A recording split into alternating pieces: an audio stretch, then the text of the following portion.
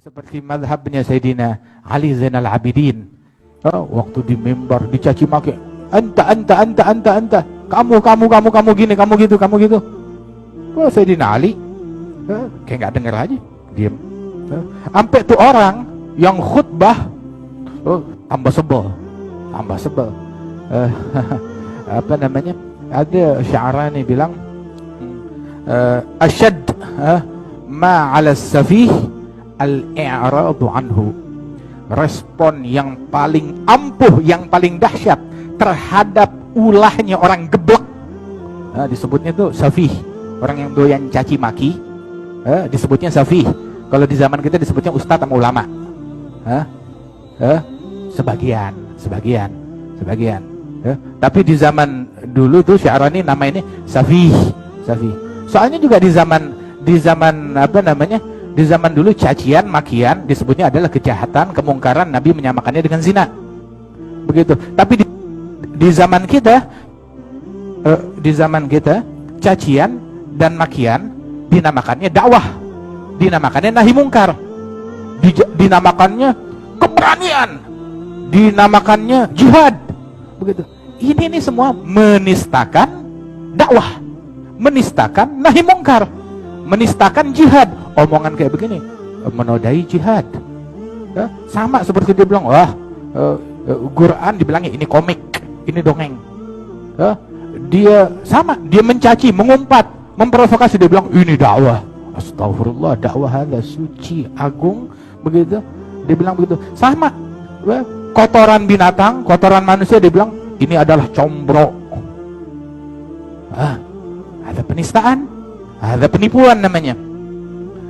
Nah itu Sya'rani bilang sikap yang paling ampuh, yang paling dahsyat terhadap orang geblek yang doyan caci maki, memaki dengan mengatasnamakan apapun, dengan atribut apapun. Tahu sikap yang paling ampuh apa? Al-i'radu anhu. Jangan lu ladenin, jangan diladenin, jangan digubris, jangan dijawab. Sebab gabihul kalam silahul li'am, gabihul kalam. Senjata orang-orang hina adalah kalimat yang hina juga. Itu senjatanya mereka. Gak punya senjata kecuali itu.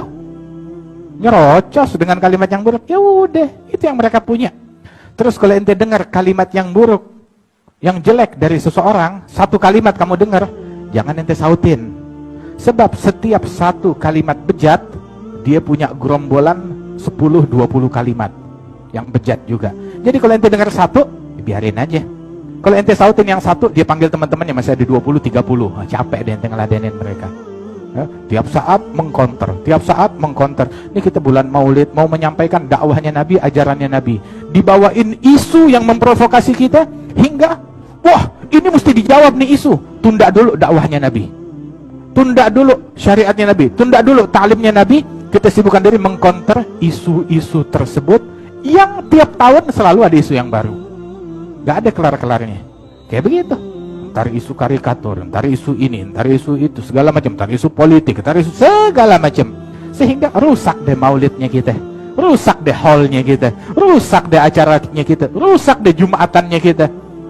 Kadang kita ya udah, waduh, nih hadir maulid di sini puyeng, sakit perut dengerinnya kita. Kan kita dengerin maulid tuh bawanya enak, sedap, tapi dengerin ceramah maulid bikin sakit perut jadi mules. Subhanallah. Begitu. Hadir beberapa haul, kayak begitu juga. Udah deh, malas hadir, nggak mau hadir. Begitu. Jumatan wajib hadir, dibawain di tengah Jumatan. Gila nih orang bener.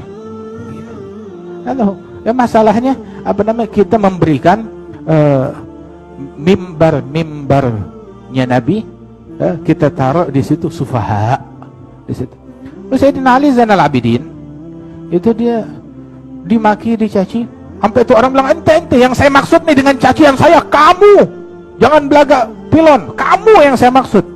Sayyidina Ali bilang, wa angka urdi, dan yang saya maafkan kamu, yang saya tuju kamu, dan yang saya maafkan kamu.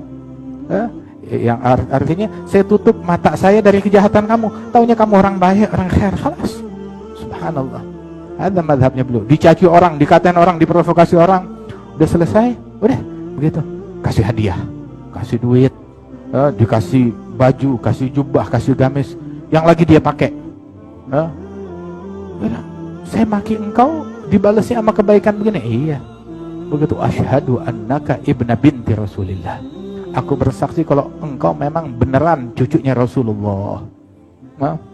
Lihat, waktu Ali Zainal Abidin, dia cucunya Nabi Muhammad Ali Zainal Abidin Ibnul Husain bin Ali bin Abi Thalib wa bna Fatimah Az-Zahra. Neneknya dia Fatimah, kakek ayahnya Siti Fatimah Rasulullah sallallahu alaihi wasallam.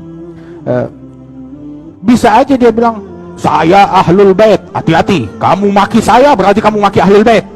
Nah, dia kayak begitu, dimaki dicaci orang, ya khair, marhaba. Dia mengklarifikasi, mengcounter, menjawab, memperkenalkan dirinya sebagai ahlul bait bukan dengan ucapan, tapi dengan sikap, dengan perbuatan, dengan kesucian hati, dengan kesucian sikap. Dikasih hadiah, dikasih ini, sampai nggak perlu ngomong saya ahlul bait, saya Habib, saya cucu Nabi. Enggak. Begitu orang yang bilang, saya bersaksi kamu betul cucunya Fatimah, cucunya Rasulullah sallallahu alaihi wasallam. Orang yang bilang kepada dia, radhiyallahu anhum ardhahum. Wah, banyak deh sikap-sikap daripada guru-guru kita.